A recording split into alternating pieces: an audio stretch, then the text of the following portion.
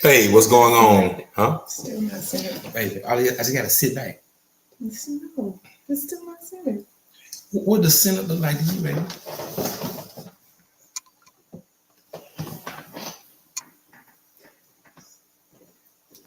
I can hear. The people can hear. Hey, what's going on? My name is Jamie Jenkins. This is Her. She. Me. That girl. Y'all know her. so glad to have you here with me. My lovely co-host and phenomenal confidant, the love of my life. Which one to drink? They never bring it. Sweet tea. All right. What's up for this We're gonna do some cards this evening. You got all the cards here. No, I didn't mix them up. I just made it kind of like you just gotta grab one and whatever you grab, I guess you'll just have to go with it. I got that's playing cards right there. We can play some cards. Yeah. Mhm. Talk about rainbow. Like, but how's your week been? It was hectic. Very hectic week. Yeah. Tell me more. Yeah. Prime time. Yeah. I ain't got none of the stuff I ordered. Listen.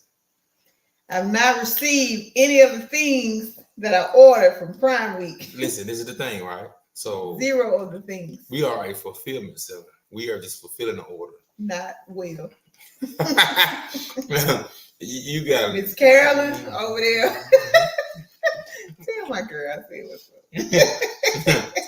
up. Running the people away. Miss Carolyn, I need my packages. I run the folks off. I love that and her. I love it. I know you do. You really do. She don't even know she got all kind of gifts on the way. I told her. I'm on the way. She got Thank you. On the way. So anyway, so it's been hectic because just more volume, more people, more attitudes, more personalities you got to deal with on those days where you got a lot of overlapping. So beyond that, we handle it extremely well overall from an operation standpoint, but it's still a lot because you're going in early, working extra day. Yeah. You're being away from your family. Oh my God. How's that feel? It's not ideal. I would prefer to be here with you. I have a phone call coming through. People always coming. Go ahead. You talk. Yeah, okay. Sure. If I took a phone call during this podcast. Nope. No. So I know we're not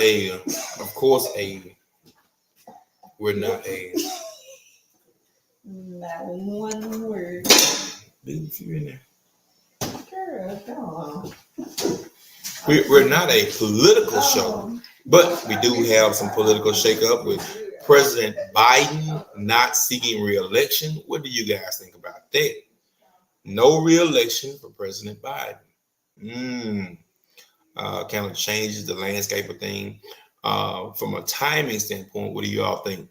Did he do it in enough time? Should have been did it, or like, what do you think? I don't know. It was kind of, and what's crazy is I saw it a week out. I mean, not like me personally, but I guess I was following different media outlets, and they were saying, "Hey, it's already been drafted. It's on the way. It should come in the next week or two." And I thought it was like out there legit, like everybody knew. So then I was like Googling and YouTubing and didn't see it. I'm like, well, what was I watching? Like, why was that on my timeline? And then, sure enough, when the bombshell dropped, it was true. So we got just got to figure it out going forward. Like I said, I'm sure this will be an interesting and intriguing presidential race coming up. I'm absolutely sure of that. Yep. But other than that, what we got going on? Hazelhurst, you got some news coming your way. I think they're formulating a statement right now, but Hazelhurst, make sure you're ready for the statement that'll be made probably within the next 16 hours or so to see where you stand on some things. So you better be ready for my Hazelhurstians.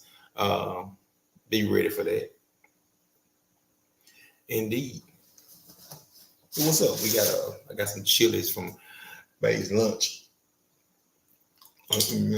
Look at some cards. Oh my God. I'm gonna pick us out some good cards while she's done. And we're gonna get some cards tonight.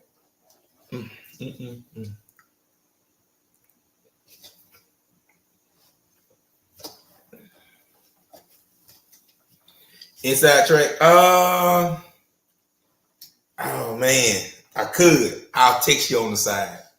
It ain't life threatening. It ain't life changing, but it's something that you all gonna have to jump on pretty quickly and get it figured out. It ain't like the old folks say, it ain't the end of the world. But Hazelhurst now has a certain reputation, and you're gonna want to try to keep that up, or maybe make a change. I don't know, but the information will be, time sensitive, as they say. So you're going to take this information, time sensitive, move on, move forward, and somebody got to get it. Somebody got to get something done. For sure. Now we got so many different cards here. We got early life, later life, reflection, midlife.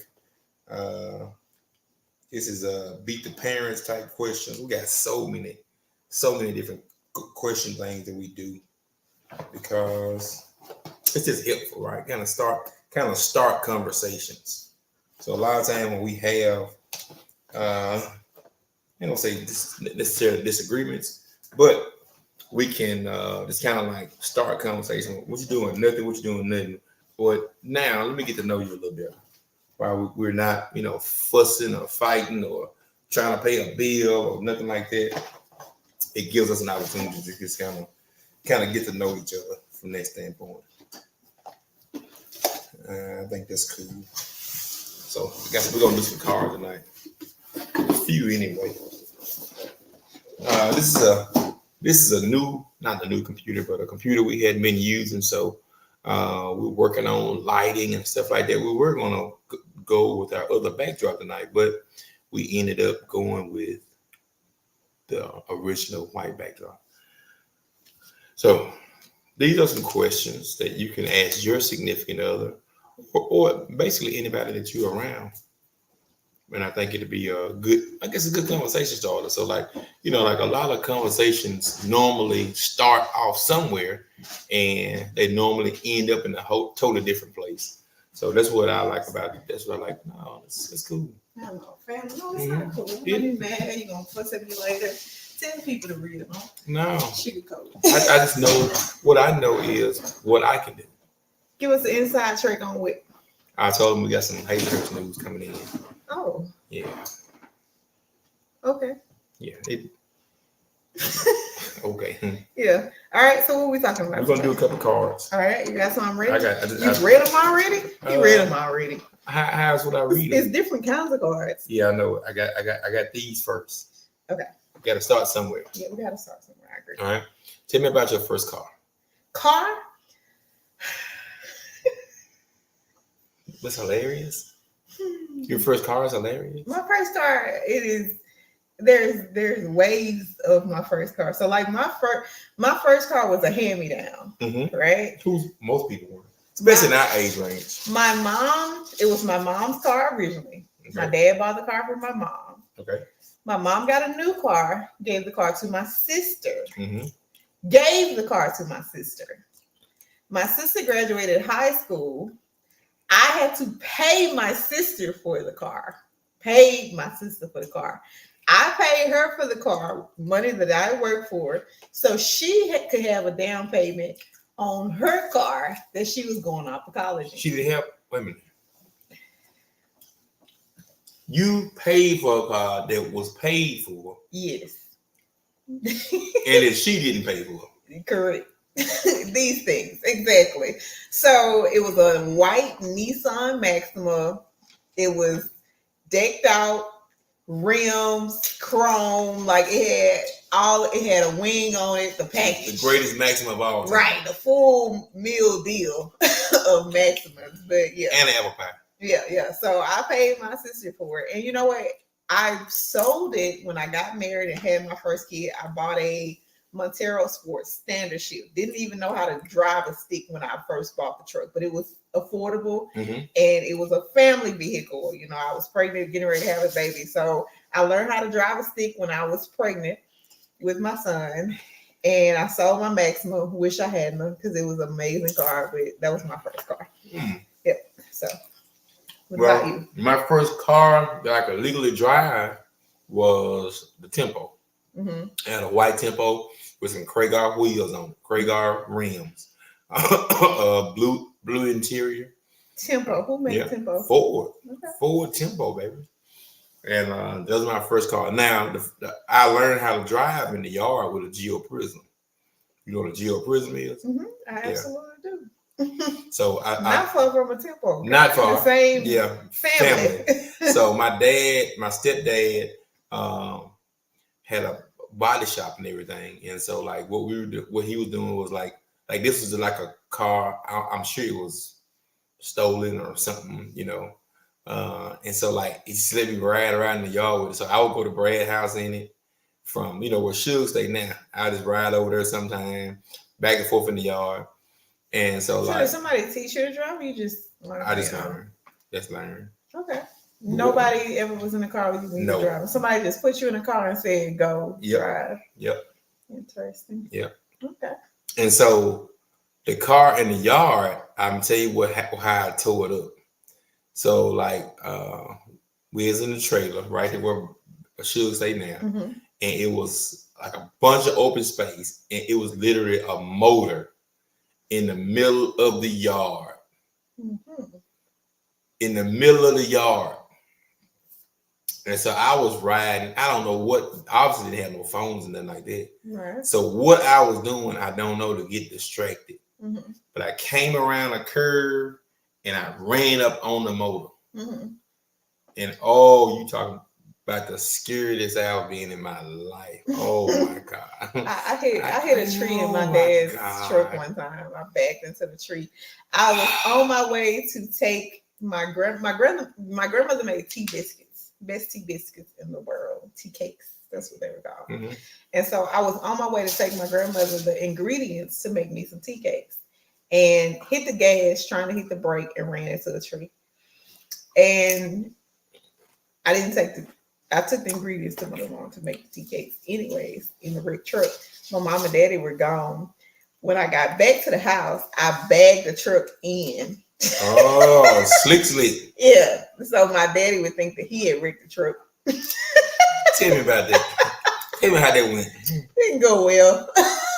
How fast did he know something was wrong? I told him, hey, listen, he didn't know immediately. It took maybe a day or so before he realized, because they got back like really late. And so when they got back, it was just like, you know, they went in the house with bed.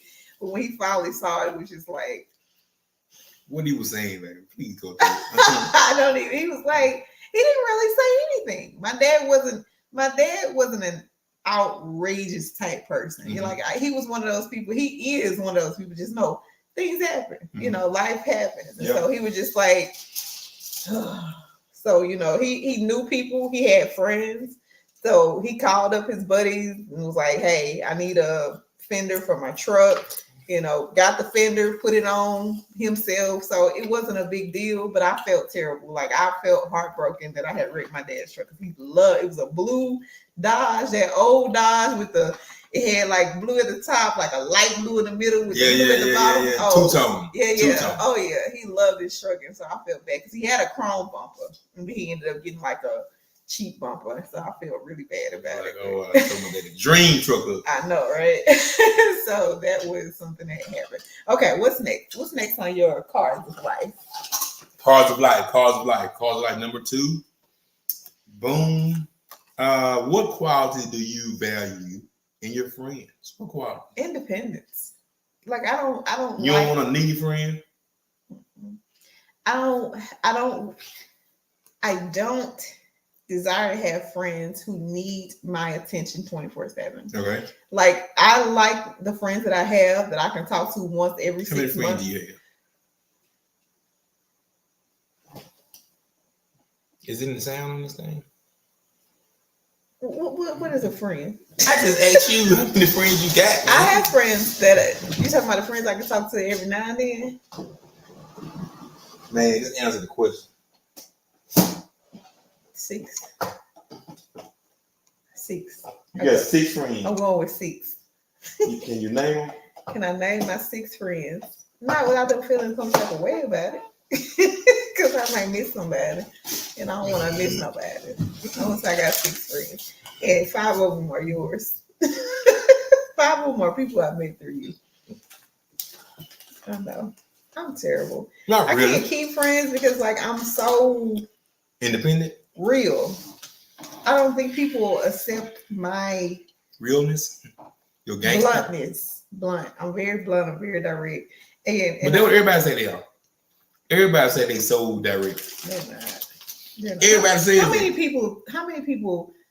many friends do you have that will call, text, and talk to you when somebody else is talking about you on social media?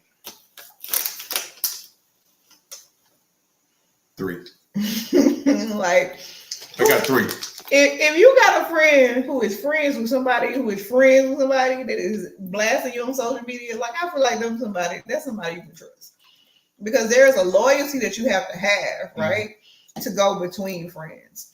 And so if you call me and be like, hey, Let me take something out. they didn't call your name. Your name out there. Your name in these streets. Right. Those are people who you can trust, who you can depend on, because they respect you, they accept you, and they want you to know when you're not being viewed in a good light. Mm-hmm. Those are people who I consider valuable people.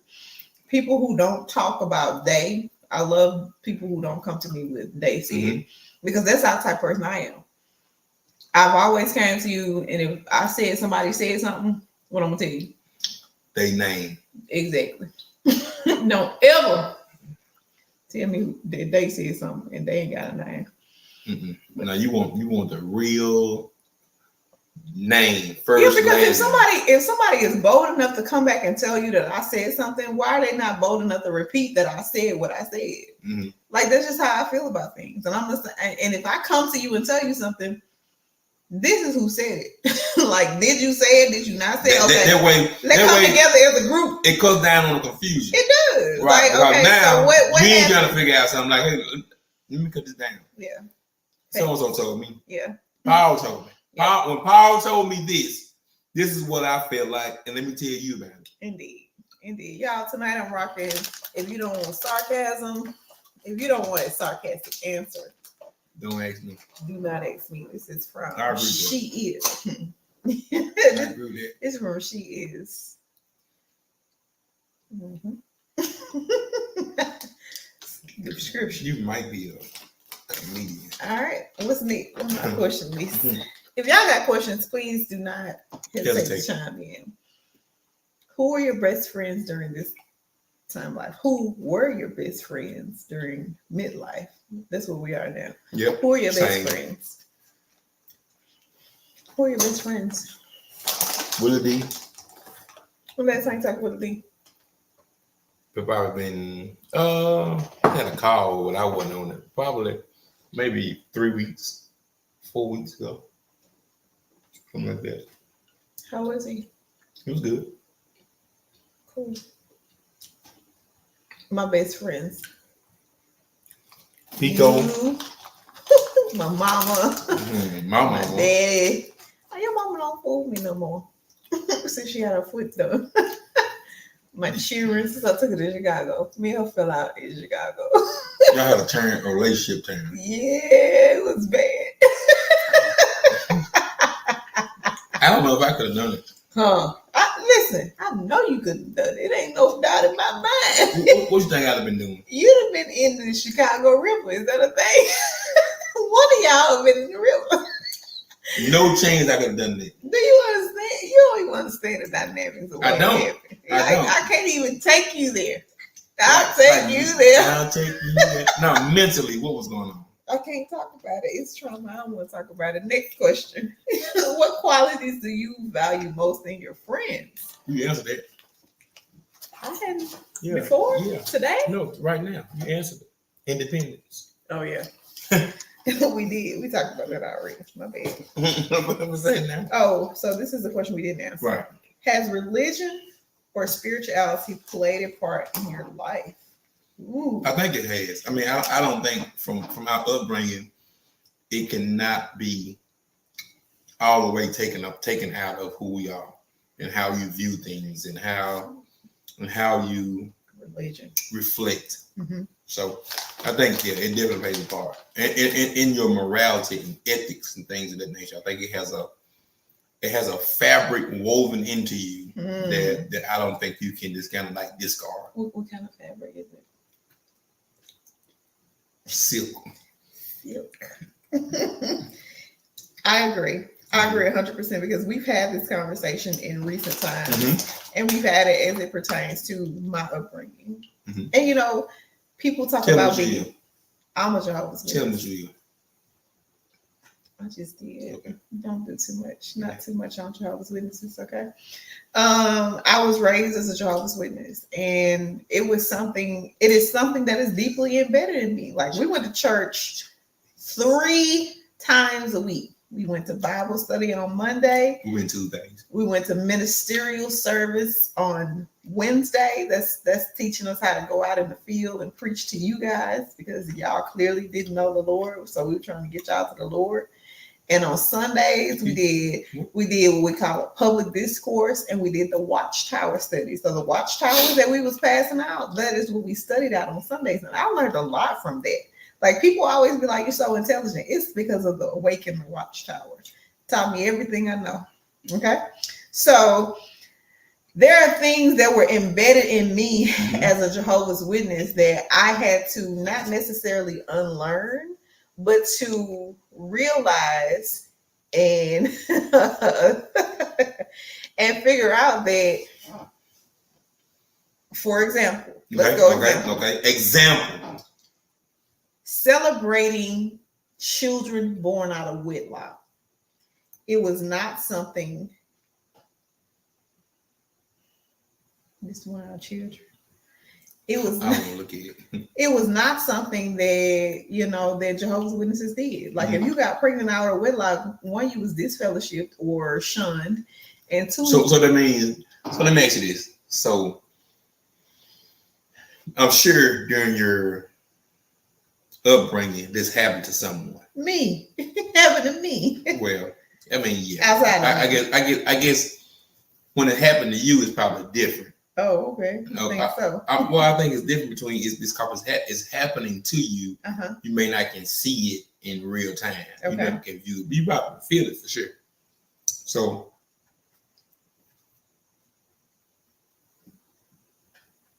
I feel it for sure. Go ahead. So what does it feel like when your friend, your family, your religious family shuns you? And like, what do they do? Are they walking past you? They're not speaking? Are they like? Tell me how what it looks like. I don't know. So in real time, it feels as if it is necessary, because like I've done something. It's necessary in real time. I've done something wrong, something that I've been told that was wrong. It was not something that I was supposed to do.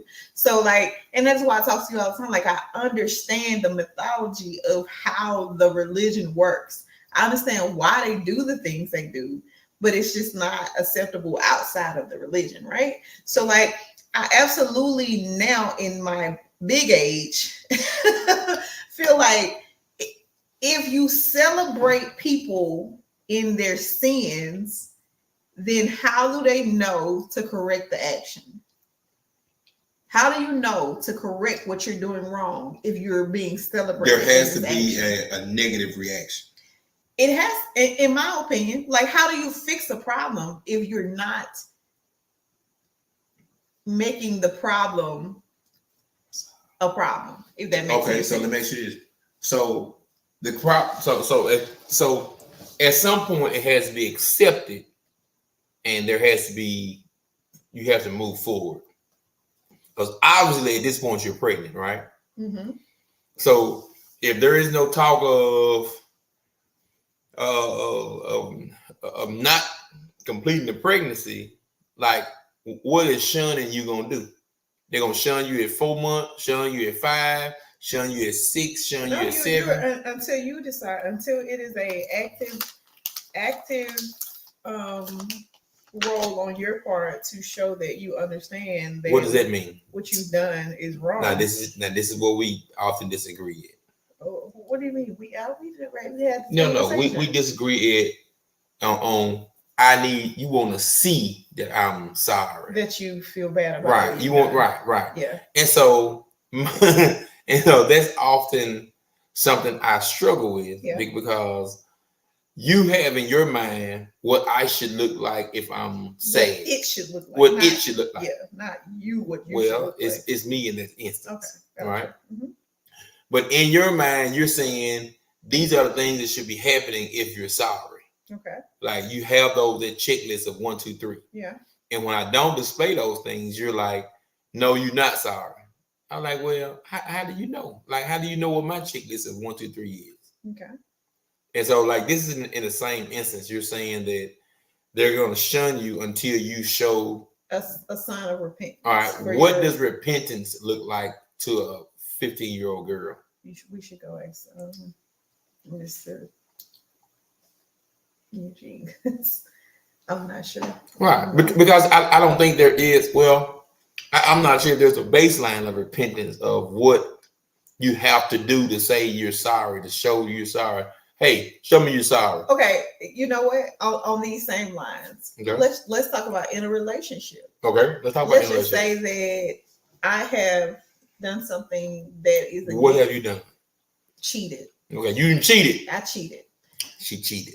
Let's just say I cheated. Would you one be able to move forward and forgive me for cheating, or would you not? And if you are able to forgive me, what would be the things that it would require of you to forgive me?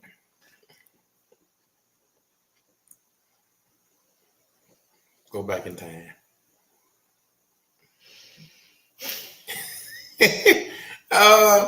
That's a tough question. That's the same question you're asking about this forgiveness in a religion. Like, right. You know, what is the... I'm not. I know that it's difficult. Yeah. I know that this is something that's difficult to show. So I'm just wondering from the female standpoint that is pregnant at this point, like what she has to go through mentally and emotionally in order to prove herself to be to show how emotional she is on the mistake that she's already made, to prove to a congregation of people it's how to move forward. It's a conundrum. Like if you weren't raised, I'm baffled right if now. you weren't raised in it. So for one thing, being present at church, that's something that you have to do. You have to continuously come to church. You have to. Why are you being shown? Yeah, you have to be present, and on top of that, like you have to show yourself, you know, in a nature that you understand what is happening. You know that you're being shunned for this reason, and then you have to. What does shun mean? Does it mean you go to church and nobody talks to you? Yes, it's absolutely what it means. You go to church and nobody talks to you, interacts with you. You go to church, but I'm not gonna say nobody. The elders, the people who are over the congregation, can talk to you. Mm-hmm. But like the people that are in the congregation, no, they're not supposed to talk to you. Like your parents, your friends, your family, they're not allowed to talk to you. Just telling you how I was raised. I finally ordered this too. We'll get breakfast. We'll get in the morning. no worries. Yeah. But anyway, wow. Come on. Pull another card. I'll pull a card. Go in the box and get some lyric cards. I'm so moved. You seem very. I am, man. How did your parents? How did your parents meet? My parents are high school sweethearts. Mine too.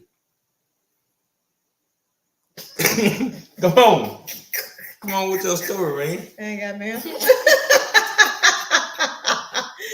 Tell us one of your proudest moments for each of your children. Oh, oh, whoa! Good deep right there. Proudest moment for Nah, each of you your go. children. You go. Woo.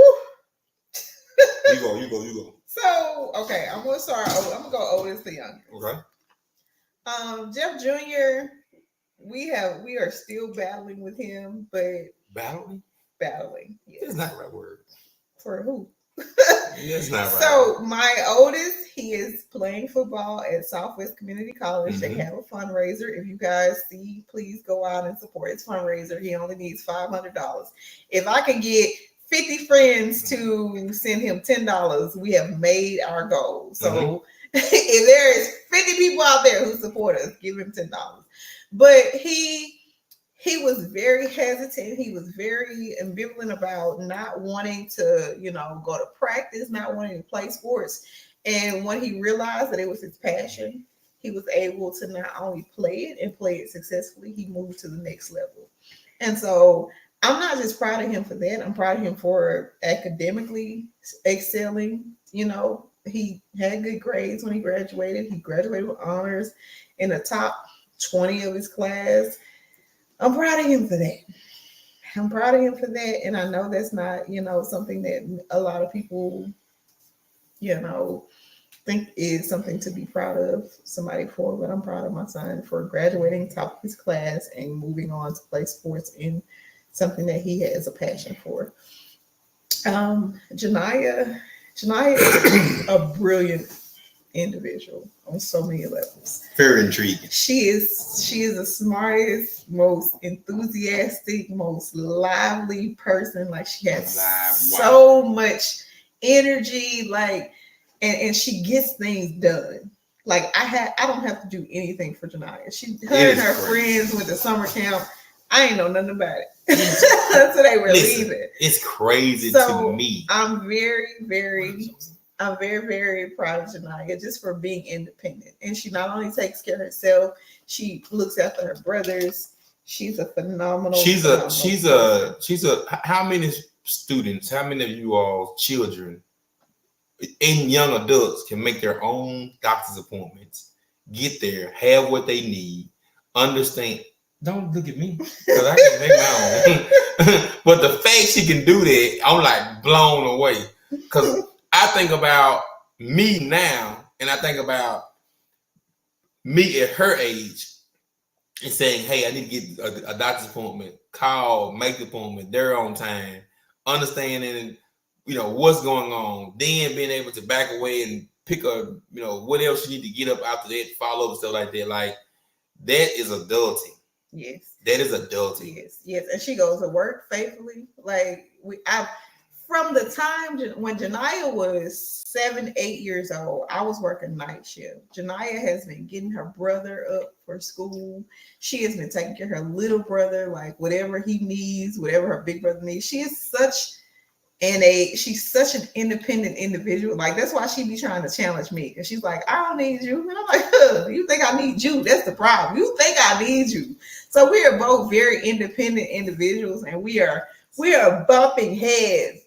And I'm teaching her to be independent because I don't want my children to need me. I don't. Like, and other parents be like, but my kids can always come home. They can't, because you don't know what tomorrow is gonna bring. You don't know if home is gonna be there. So that's the mentality that I am instilling into my kids. I may not be here always. So I don't want you to depend on me, because tomorrow I may not be here. Okay, Alexa. All right. Jacoby Crew. Oh. Yep. I got nothing. Jacoby. He live with daddy. Don't put all that on his daddy. Whatever happened with Jacoby, it is a Johnson thing. You silly man. So I'll start with Landon.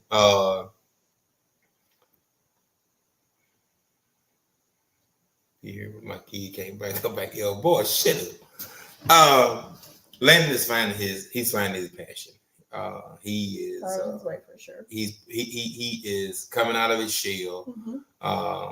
He's himself, and I can definitely see myself in him. Some of the nonchalantness and stuff like that.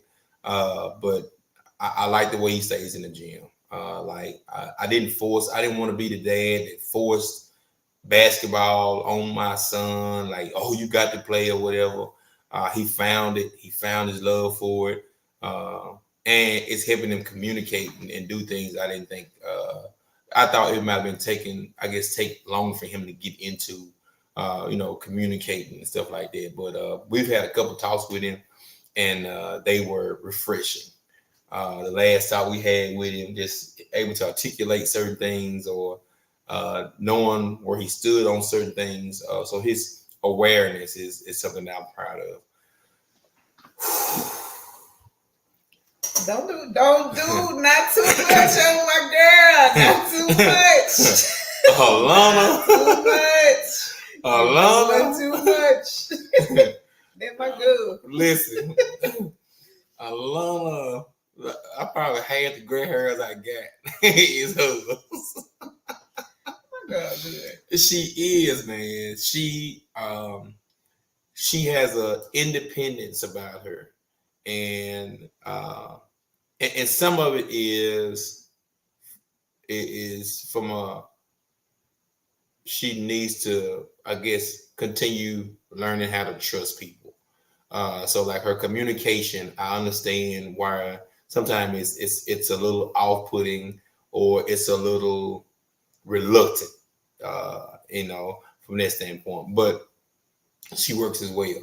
Mm-hmm. That's one thing I've admired about her, because at her age, I was super lazy. And it's like she's going to work, like she is going to get those hours in and stuff like that. So I can see that independent streak in her a lot earlier than I saw it in myself. So that definitely makes me proud. And she's just stubborn enough to stick with things beyond maybe where I can see what she should be doing. But it's her life, right? Yeah. I mean, yeah. This is one thing about it. Today, and it's her life. About today, we cannot. Go ahead. I'm sorry. No, come on. No, please. Yeah. I'm just saying it's her life, and so like if that stubbornness, or I can show you if that's what her motivation and her drive is to get from A to B, like I'm all for it. And so like as parents, we have to understand that you're not going to be able to engineer that child to be a certain way or do a certain thing. They're going to find their way, just the way you found your way. Yeah. I guarantee you, if you went back in time and you asked your parents, "Hey, did I do what you asked me to do?" Or your dad says you did, both your parents.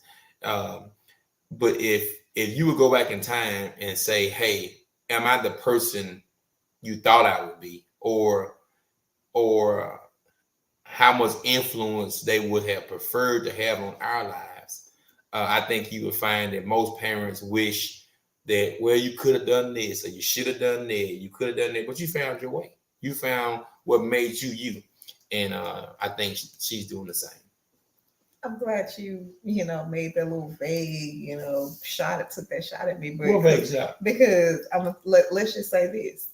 If I call my parents tonight and say, come up here, and call your mama at the same time, I assure you. I thought that was. I assure you, my parents would be here before your mama would, and that she's close. Because your mama is still going to be asking questions for mine's kids. For a month. She'll call back tomorrow. Well, now what is it that you said was going on? I'm gonna talk to police. Bye, mom. Get out the phone. Because my parents, they come often. And, they do. I enjoy their company. I enjoy their time. I just love when they left. I was just like, I'm sad. So like, yeah, me and my parents are not the best of friends, but I love them. No, I think you and your parents have much more communicative. That's your word. Communicative. I'm not sure if it's a word. She says it. I'm using her word.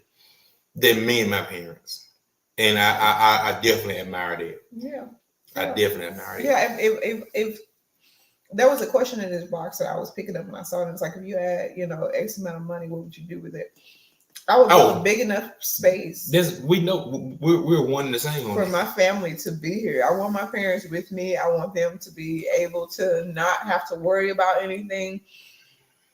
And the cycle of life is so crazy because you got parents, some people have children. Not everybody have children. But for us who have children, we have parents who take care of us. And then as we grow old, they grow old. And then you have to take care of them. Mm-hmm. And then you're taking care of your children while you're taking care of your parents.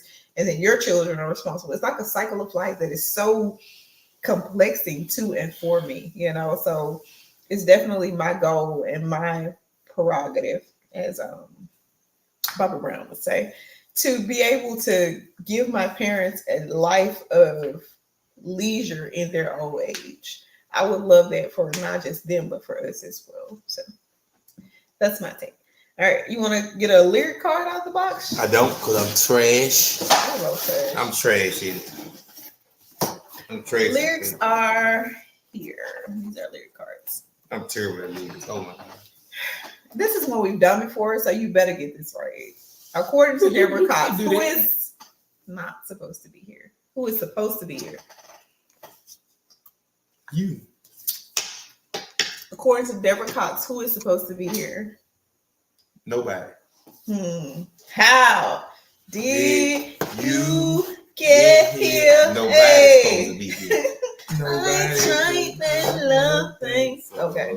Yeah, we can't see what we don't. I can't. Let me get to it.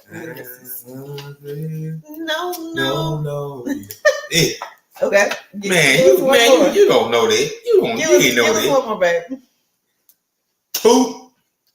What did BDD say to never trust? BDD. Yeah. First of all, what is that? BBD. BBD. Yeah. BBD. Yeah. What did BBD? Is there options? Yes. ABC. Okay. BBD said never to trust a woman, a man, a big gut and a smile, a big booty, a big butt and a smile, a big butt and a smile. A big butt and a smile. Zubay, you got to come on.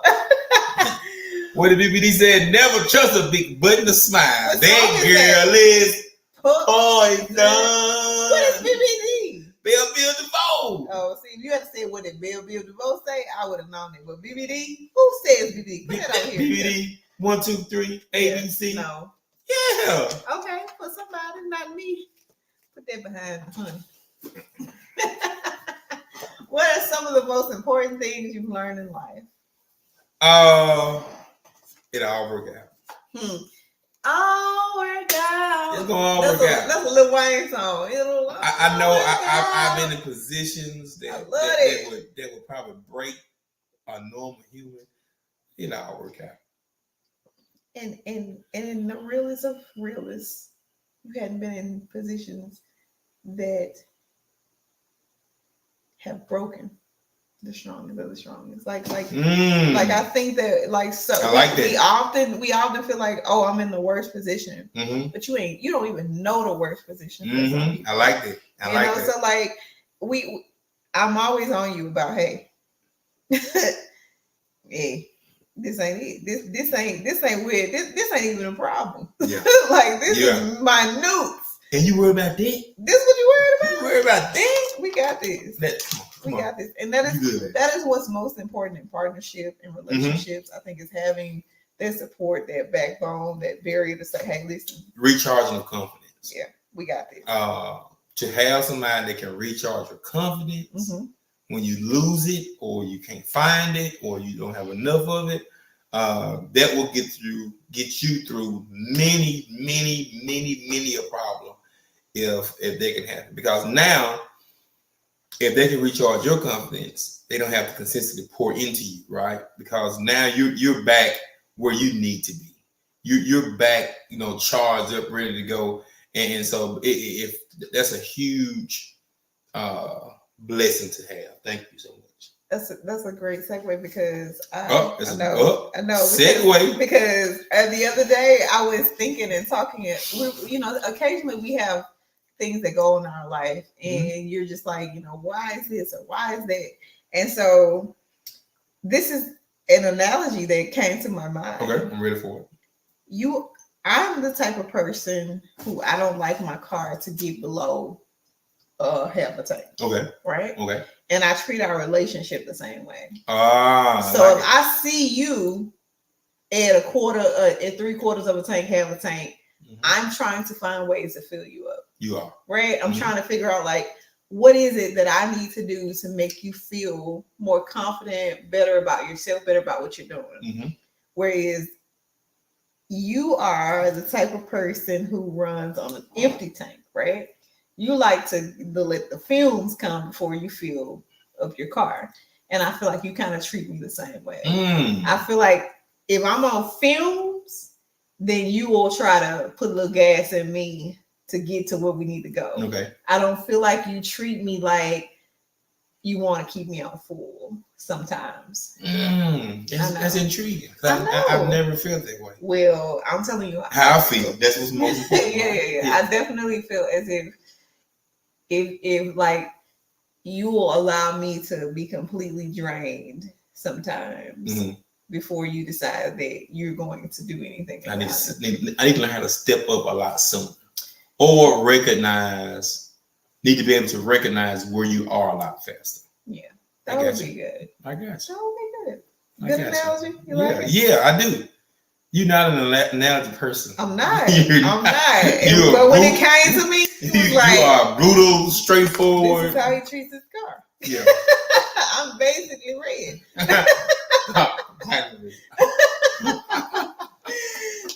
And so I would definitely I ask. It's not that I don't ask. Do you feel like I don't ask you? Do you feel like I don't come to you and tell you when I'm low on fumes, when I need things?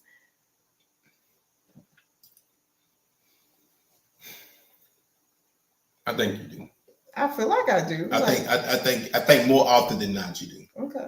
I think that I am probably so used to you being I need to ask and be deliberate in those conversations. But this is the thing, right? When you see a champ that can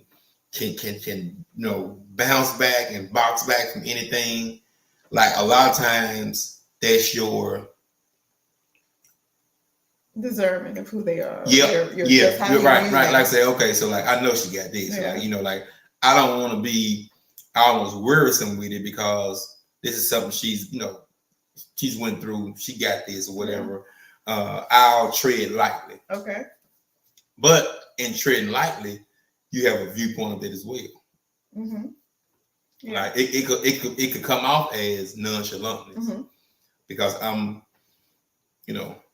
have my discernment as well. Right. But now I know that it's something that you're seeking. I can improve my stance. Okay, gotcha. We're gonna do 2 lyric cards. Grab one of these. Ooh, after dark. Grab one of them after dark cards, and then we'll get out of here. Okay. No. Oh, we had a whole fight about these, so I know you better get this right. Why can't Deborah Cox and Ariel be friends? I don't have a clue. We literally had the same question. Y'all, this is why you keep cards. Because we literally do you even know the song? Can't be friends. Yeah, I know the song. Okay. The next line is why they can't be friends. That ain't what I do. I don't do that well. We can't be friends. Cause I'm tired. Cause I'm still in love. They can't be friends if they still in love. Jesus Christ. I don't know. I went by mother's. Yeah. And get what we did. God damn, when you slow. Look, been put that on the screen, man. Jesus Christ. Man. All right, you better know this one. Guess what? I want a divorce. Nope. What is Mary J. Blige looking for? Looking for real love. I'm just wait, what is it? What does it say? Searching for. I'm searching for real love. Hey. Real love. Hey. Okay, y'all. That's why we don't do this. We ain't got to do this. Right. We gonna sing Yeah, for 40 minutes. Right. Every question got to sing. Right? Yeah, you got to sing. All right. After dark. Here we go. And then we getting out of here. Tell me about the most intimate non-sexual moment. The most intimate non-sexual moment. Don't put it back up in there. Okay. Yeah, all the cards we use, we put them in the back. Okay. Most intimate non-sexual moments. Lying in your arms, just when you're holding me, like, just say for instance, like when I be getting up trying to go to work, and then I just lay down. Lay back down. Yeah, on the side of you, like right on your shoulder, and you just put your arm around me. Oh my God. That is so loving, so intimate. That is just like, I can go to sleep instantly. Yeah. Late for work. You done it. Late for work. Hey, you done it. Yeah, like just being in your arms, just your touch, just your warmth is very non-sexual and intimate for it to me. Yeah. For me, I'll probably say, meet me at the door. I gotta do better.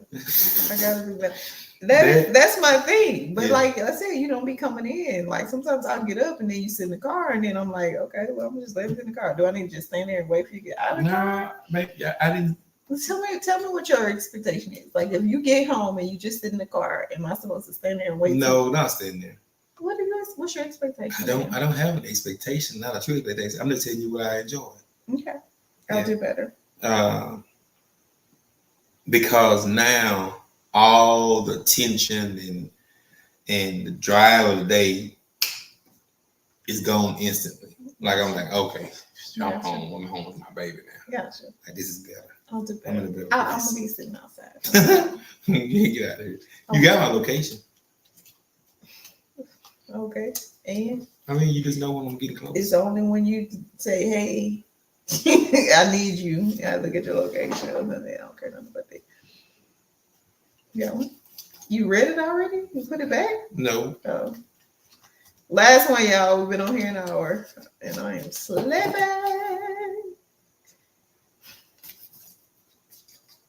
What's your bedroom name, alter ego?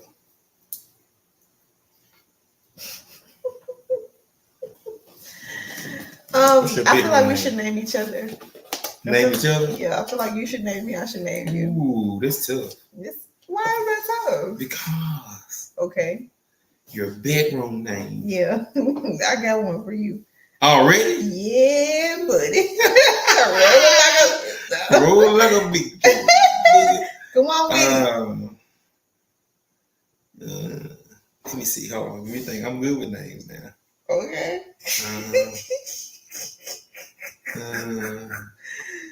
Oh, Jesus. Man. I feel some type of way. I ain't got no good bedroom name.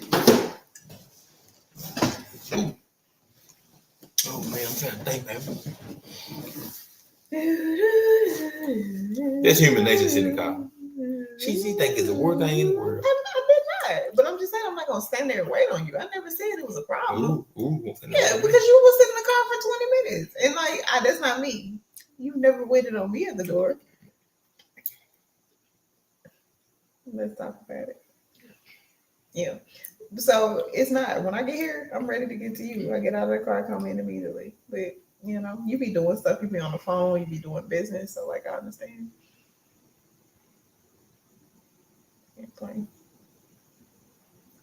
I ain't got a bedroom name yet. Baby, this is something different now.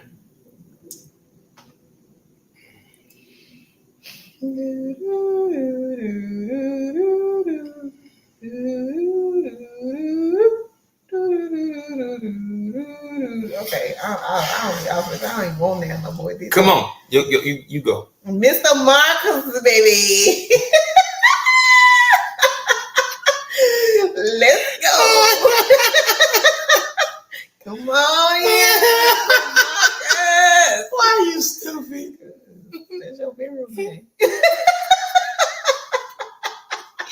Oh my God. What's my bedroom name, Negro? Oh my God. I'm finna go. I'm walking off seat. Y'all have a good night. I can't even get a bedroom name. I like Diamond. I like a single name. It's porn starish. Like you bringing it. Like come on with it. Like Okay, it's cute or whatever. Come Yeah. on, get out of here. hey y'all. Yeah, I'm out.